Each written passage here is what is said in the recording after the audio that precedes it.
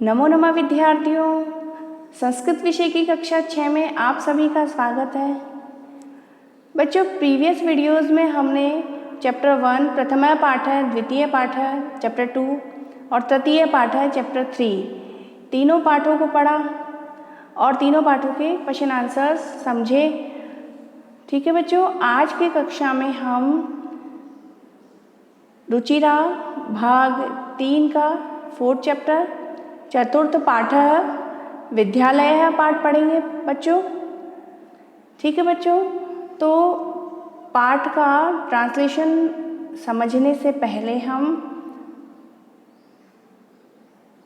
जो शब्दार्थ हेडिंग से जो मीनिंग्स दिए गए हैं बच्चों पेज नंबर 25 पर, तो पहले हम उन्हें समझेंगे।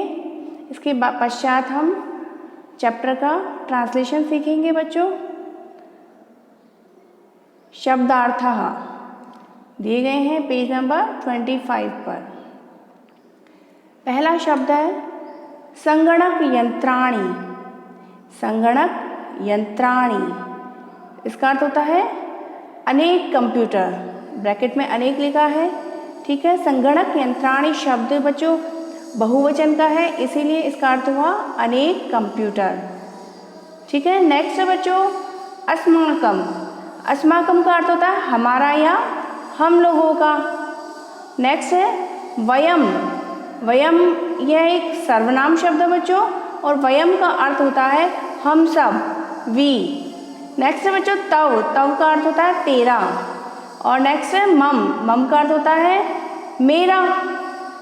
नेक्स्ट बच्चों है त्वम। त्वम यह भी सर्वनाम शब्द है। त्वम का अर्थ होता है तुम, यू। नेक्स्ट है अहम। अहम का अर्थ होता है मैं। जब अब हमें खुद के लिए बोलना होगा कि अहम, तो शब्द बनेगा अहम। नेक्स्ट है एव। एव शब्द अव्यय शब्द है बच्चों, और एव का अर्थ होता है ही, ओनली। नेक्स्ट है अपि। अपि भी एक अव्यय शब्द है बच्चों, और अपि का अर्थ होता है भी, अल्सो। नेक्स्ट है बच्चों इदानीम। इदानीम यह भी एक अव्यय शब्द है बच्चों, और इदानीम का अर्थ होता है अब या इस समय, नाउ। नेक्स्ट है आवाम। आवाम का अर्थ होता है बच्चों, आवाम यह भी सर्वनाम शब्द है, और आवाम का अर्थ होता है बच्चों हम दोनों, वी टू। नेक्स्ट है मित्रे। मित्रे शब्द ये नपुंसकलिंग का शब्द है बच्चों, और मित्रे का अर्थ होता है दो मित्र। एक मित्र होता है तो एक दोस्त होगा तो उसे बोलेंगे मित्रम, और ये मित्रे जब दो मित्र होंगे तो, और दो से ज़्यादा फ्रेंड्स होंगे तो उसे बोलेंगे मित्राणी। ठीक है, तो यहाँ पर शब्द दिया गया है मित्रे, इसका अर्थ होता है दो मित्र, टू फ्रेंड्स। नेक्स्ट है स्वह। स्वह का अर्थ होता है ह के अर्थ में आता है ये हम दोनों हैं, वी टू। नेक्स्ट है यूयम। यूयम का अर्थ होता है, यूयम का अर्थ होता है बच्चों तुम सब, और यूयम शब्द भी एक सर्वनाम शब्द है बच्चों। नेक्स्ट है आचार्य। आचार्य, आचार्य का अर्थ होता है शिक्षिका के लिए संबोधन है आचार्य। ठीक है, नेक्स्ट है युष्माकम। युष्माकम का अर्थ होता है बच्चों तुम्हारा या तुम लोगों का, योर, ऑफ यू, ऑल। ठीक है, नेक्स्ट है कुत्र। कुत्र का अर्थ होता है बच्चों कहाँ, कुत्र। कुत्र मीन्स कहाँ, वेयर। सभागारम। सभागारम का अर्थ होता है सभागार को, टू द असेंबली और ऑडिटोरियम। ठीक है बच्चों, इंग्लिश वर्जन भी इन शब्दों के, संस्कृत शब्दों के अर्थ में इंग्लिश में उन्हें क्या कहते हैं वो भी राइट साइड में लिखा हुआ है। ये सिर्फ समझने के लिए है इंग्लिश वर्जन, और आपको नोटबुक में ओनली संस्कृत शब्द और उसका हिंदी में अर्थ ही राइट करना है बच्चों। नेक्स्ट शब्द है बच्चों युवाम। युवाम यह भी एक सर्वनाम शब्द है बच्चों, और युवाम का अर्थ होता है तुम दोनों। ठीक है, यू टू। नेक्स्ट वापस पुनः आचार्य। आचार्य गुरु अथवा शिक्षक के लिए संबोधन है। ठीक है, नेक्स्ट है शोभनम। शोभनम, शोभनम का अर्थ होता है अच्छा। नेक्स्ट है गायावह, गायावह का अर्थ होता है हम दो गाते हैं अथवा हम दो गाती हैं, ठीक है। नेक्स्ट है रचयावह, रचयावह, रचयावह का अर्थ होता है बच्चों हम दो, द्विवचन का शब्द है ये, तो हम दो बनाते हैं अथवा बनाती हैं, हम दो बनाती हैं। तो बच्चों हमने विद्यालय पाठ के कठिन शब्दार्थों को सीखा बच्चों, और हम पुनः चलते हैं पेज नंबर 24 पर, जहाँ पर हमारा पाठ प्रारंभ हो रहा है। सॉरी पेज नंबर 23 पर, जहाँ पर हमारा पाठ प्रारंभ हो रहा है। चतुर्थ पाठ है, चतुर्थः पाठः, चौथा पाठ विद्यालयः, ठीक है। तो चौथे पाठ में सबसे पहले जो पिक्चर दी गई है बच्चों, उसे देखिए। हमें बालक बालिकाएं स्टूडेंट्स दिखाई दे रहे हैं, विद्यार्थी दिखाई दे रहे हैं यूनिफॉर्म पहने हुए, और पीछे टीचर्स भी दिखाई दे रहे हैं, ठीक है। तो जो पहले पैराग्राफ से में जो पिक्चर दिखाई गई है उसी से संबंधित इस फर्स्ट पैराग्राफ की लाइन्स हैं, ठीक है। तो पहली लाइन है फर्स्ट पैराग्राफ की, एषः विद्यालयः, यह विद्यालय है। हालांकि यहाँ पे स्कूल का पिक्चर नहीं दिखाई दे रहा है, लेकिन बच्चे और सब टीचर साथ में हैं, तो ये विद्यालय का ही सीन है, ठीक है। तो विद्यालय में स्कूल में ही होते हैं ना टीचर्स और बच्चे, ठीक है।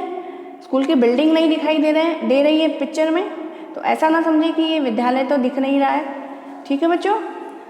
स्टूडेंट्स हैं, टीचर्स हैं, तो विद्यालय के अंदर ही का ही ये चित्र है। अतः अत्र, नेक्स्ट सेकेंड लाइन है, अत्र छात्राः शिक्षकाः शिक्षिकाः च सन्ति, ठीक है।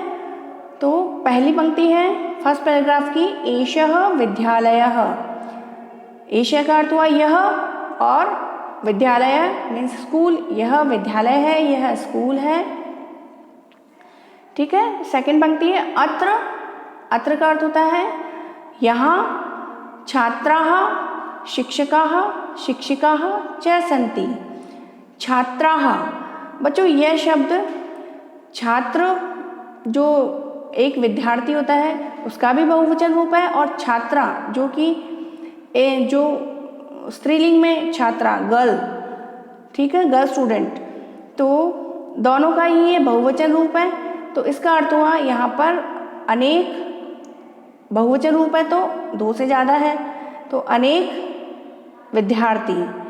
तो अत्र छात्राः, यहाँ पर अनेक विद्यार्थी या अनेक स्टूडेंट्स, शिक्षकाः यह भी बहुवचन रूप है, तो टीचर्स, और शिक्षिकाः अध्यापिकाएं, अध्यापिकाएं लेडी टीचर्स, च सन्ति है, ठीक है। तो पूरे पैराग्राफ का अर्थ हुआ कि एषः विद्यालय, यह विद्यालय है, और अत्र छात्राः शिक्षकाः शिक्षिकाः च सन्ति, यहाँ पर स्टूडेंट्स विद्यार्थी और जो टीचर्स हैं अध्यापक और अध्यापिकाएं हैं, ठीक है। नेक्स्ट चलते हैं सेकंड पैराग्राफ बच्चों। पिक्चर को देखिए, यहाँ पर हमें कंप्यूटर पर कुछ छात्राएं, बालिकाएं कंप्यूटर पर वर्क करते हुए दिखाई दे रही हैं बच्चों। तो इस सेकंड पैराग्राफ में इस चित्र से संबंधित चर्चा है, ठीक है। तो सेकंड पैराग्राफ की पहली पंक्ति है बच्चों, एषा संगणक यंत्र प्रयोगशाला अस्ति। नेक्स्ट सेकंड पंक्ति है, एतानि संगणक यंत्राणि सन्ति, ठीक है बच्चों। तो संगणक यंत्र, इसका अर्थ होता है कंप्यूटर। एषा, यह, अब स्त्रीलिंग वाला है, एषा का अर्थ हुआ स्त्रीलिंग में, एषा यह संगणक यंत्र प्रयोगशाला अस्ति, यह कंप्यूटर की प्रयोगशाला या यह कंप्यूटर लैब है।